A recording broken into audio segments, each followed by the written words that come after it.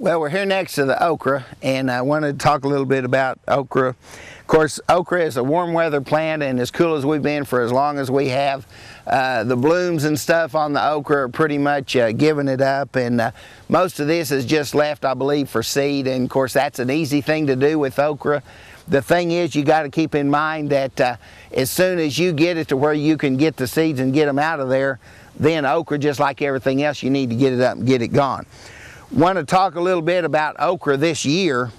If you'll remember, we had a real cool, wet early May. And when that happened, a lot of people's okra didn't do too much. Some of it even died out, but it just sat there, turned yellow, and didn't do very good. And there were a lot of people that didn't have any okra till way, way late in the year.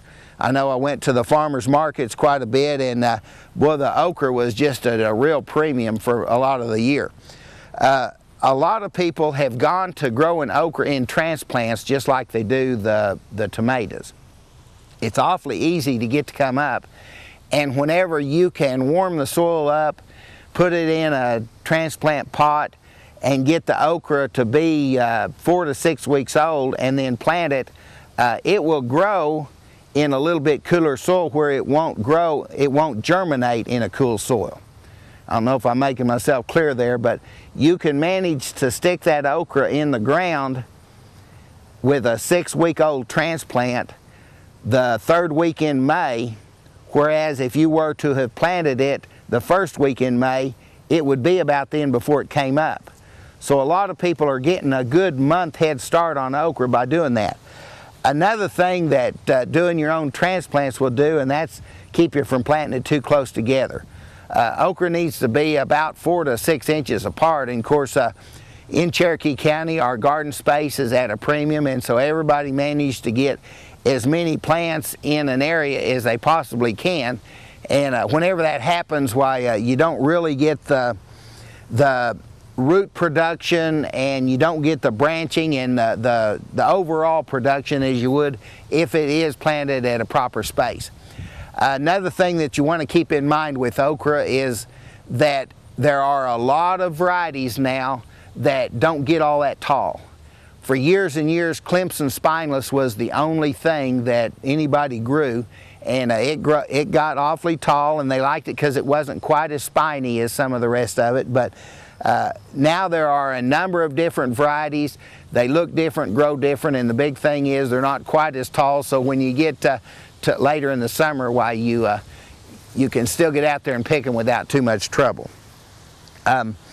Okra is another one of those that you want to get out and get the leaves up and everything, because there are a number of diseases that will continue to affect it. Luckily, by the time we get okra up and growing in the summer, we're windy enough and hot enough that you really don't have that much problem. But it's another one of those things. I know it kind of seems to be a tradition in Oklahoma that your okra stays out through the winter, and you look out through the snow and that's all you see in your garden is your okra, but that's how you know where your garden is. But a lot of those things, like I preached for several years now, we need to get off of.